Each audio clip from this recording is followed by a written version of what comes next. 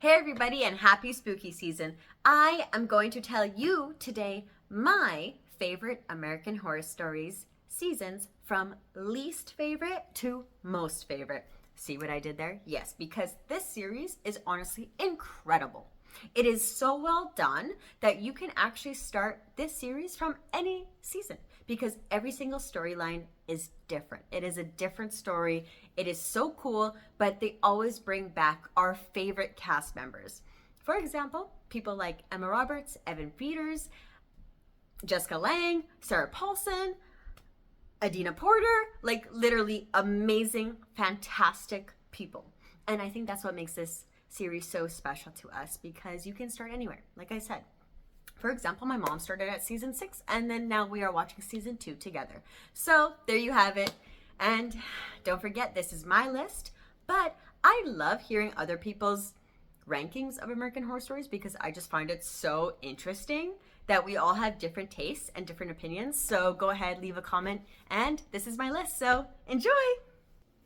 With 12 seasons out right now, unfortunately, top of my list for my least favorite is season 11, NYC. This season is based in the 80s. It has a lot of gay scenes. It's about a killer, a detective. I like the whole crime kind of cat and mouse chase, but unfortunately this season really lacked just any fun. It wasn't fun. And I didn't really make any connections with the characters. All right, in 10th place, we have American Horror Stories Hotel, season 5. This season was a hot mess.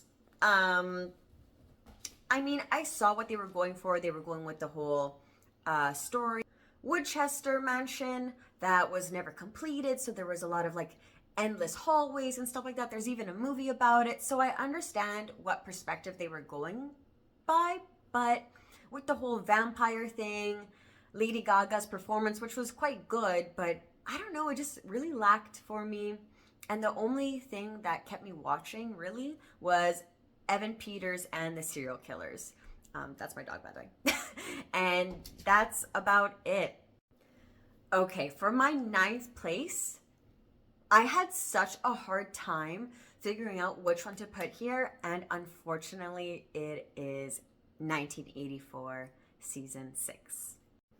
One of the reasons why I had such a hard time placing this one is because I love the 80s, and I always love that Ryan Murphy puts an 80s twist on most of these stories, these seasons, and I don't know, I just kind of didn't really enjoy like the franchise Jason either. I love the whole like campy idea of like camp counselors and being stuck in like a certain area, the forest and everything, slasher kind of thriller, but I don't know. I saw what he was going for and I just feel like it didn't really hit. There were some good episodes, better than others, and it was really fun and kind of colorful, which kind of gave it like a really that 80s thriller vibe, which I really enjoy, but I'm not too sure what it was. And I've had 1984 in 7th place before, but on this list, I'm just going to keep it at number 9. All right, so in 8th place, we have Cult season 7. This season is all about the presidents. So this is the time when Donald Trump was elected and the whole world kind of freaked out. So it's from the perspective of very like white supremacist and supremacist? Yeah, supremacist? Oh my God. Along that, and it also has a nice twist of phobias, which I really enjoy. So they kind of incorporated a woman who struggles with trisnophobia? Oh my gosh. Trypophobia? Trypophobia. Trypophobia. Clowns, which I really enjoy because I'm not scared of them. I know a lot of people are though, so it's really kind of interesting to see other people's perspectives on phobias because believe it or not, there's a lot of phobias out in the world, and there's a big difference between fear and phobia. All right, in seventh spot, we have Double Feature, which was one of the new seasons. And in this one, I thought it was such a cool concept of putting two different storylines into one season. So half of the season is about basically like a vampire zombie seaside town, and the other half is about aliens. So only one of the halves were good for me, to be honest. Guess which one in the comments below. But because I actually really, really enjoyed one of the halves, I am putting it in the seventh spot. If they both kind of felt the same to me, then it would be in a worse spot for me. But one of them was just so good. And I really, really liked the idea of like blue pill, red pill kind of concept. So that was really interesting to kind of take, and what people will do to just kind of like be the best version of themselves. And yeah, sounds really interesting. All right, in sixth place, we have season 8 of Apocalypse. And this show, this season, was a gift to us longtime fans because they actually incorporated season 3 into this one. So they kind of brought back our beloved cast members, all playing the same roles that we fell in love with. And this was kind of like a cool way of seeing what the end of the world looks like. And it came out at a perfect time because, I mean, well, for decades now, we've been thinking that the world's going to end, but this kind of showed us like, oh snap, doomsday is upon us, baby. And it kind of had like the twist of the witches and Satan and like the Supreme. So it was actually a really good season, and I think it gets forgotten about a lot, which is weird because I'm pretty sure people liked it. I don't know, comment below. This is my list after all, but I'm pretty sure. And yeah, I thought it was a great twist at the end, so definitely check it out. And you could always start these seasons at any point because they all are different. So that's what makes American Horror Stories amazing too. Oh, I gotta let the cat in. All right, in spot number 5, we have Freak Show season 4. A lot of my friends stopped watching American Horror Stories on this season. I'm not too sure why. They didn't see how good it was getting. Maybe they kind of just fell off because Ryan Murphy loves musicals. He is the creator of Glee after all, so he likes to incorporate a little bit of song and dance in most of his seasons, but Freak Show definitely has the most music in it. And it's all kind of sung by Jessica Lange. She's the performer in this season. And Freak Show is super cool because they actually brought on real life people. They didn't just stick to actors in Hollywood. So that was really cool. Like they brought Ma Petite, which is the smallest woman in the world. And I actually really liked this season. I thought it was very true to American Horror Stories. So it has that kind of horror aspect. It has gore. It has like dramatic storyline. It has history. And it's about very like real kind of, I don't know, it's just very sad. And I thought it did a really good job, especially Evan Peters' performance, of course, our beloved. So yeah.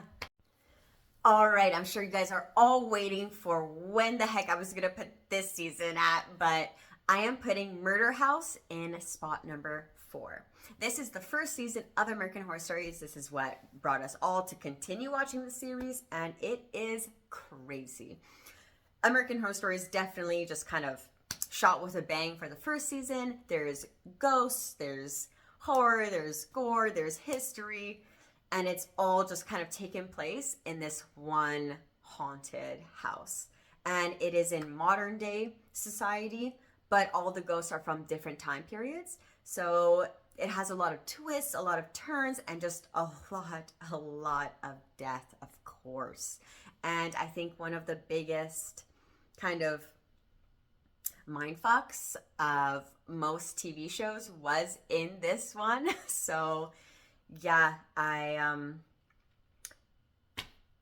think it's also the reason why us girls kind of fall in love with toxic, behavior because of the love story between our two main characters. And I think this is what brought us all to loving Evan Peters, which is really, really weird and kind of makes me uncomfortable to even think about, but the performances are just that good. So if you are just getting into American Horror Stories, you don't have to start with this season, but It is a crazy, crazy ride, and I definitely recommend. All right, in third place we have Asylum. This is a masterpiece. It is taking place in an asylum, but the storyline, I feel like it, out of all the seasons, this is probably the best storyline that Ryan Murphy and Brad have written. Fight me. I don't care.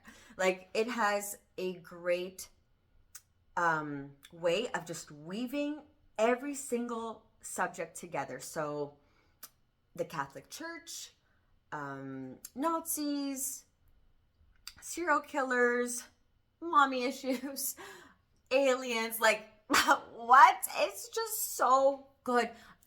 It is the best written season.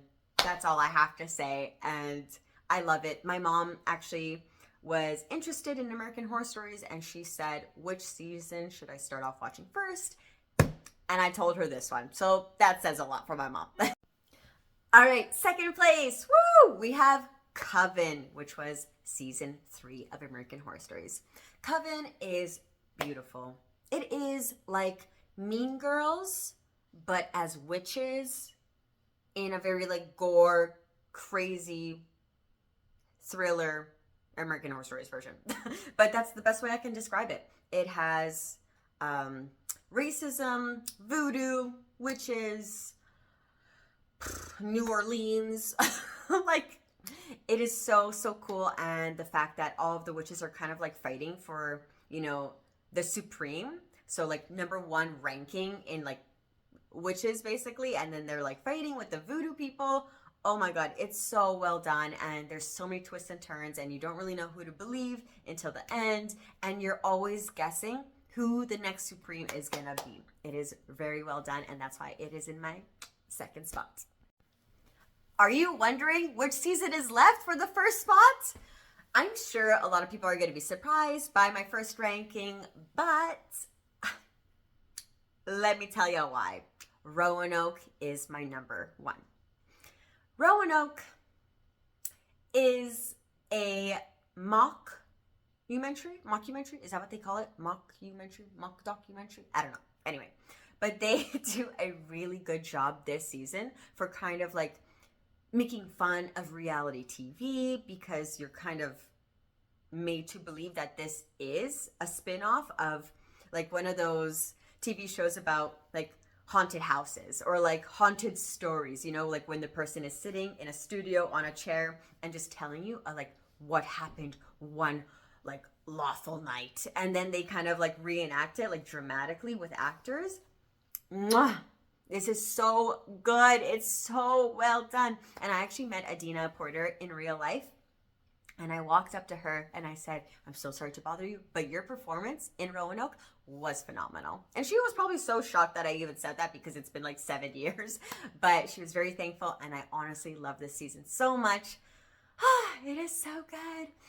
And it has like the story about the lost colony. So that was actually really interesting for me to even kind of look into afterwards. And it has ghosts, of course, the reality spin-off kind of thing. And it has like a tie also into another season. And the only thing that it lacked was more Evan Peters, am I right? But of course they had that whole dramatic actors and the ones that are in the studio, and then they kind of like migrated together. I don't know. I feel like I suck at explaining things, but I really hope you just see the love and passion I have for this season and you will understand. But anyways, thank you so much for watching. I have a shorter version of this on my TikTok, but I want to hear what you guys think of my list, because I feel like everybody in American Horror Stories land, we all kind of have a different top 3. But maybe we all have the same like least favorite season. So I'm actually really curious about that, what you think about my list. So comment below and definitely interact with me, because I love, love, love this series, and I really hope that season 12 is amazing, because thus far it's pretty good, and it seems like it's a little bit of like a Rosemary's Baby kind of vibe. So let me know what you think, and thanks so much for watching again. Bye!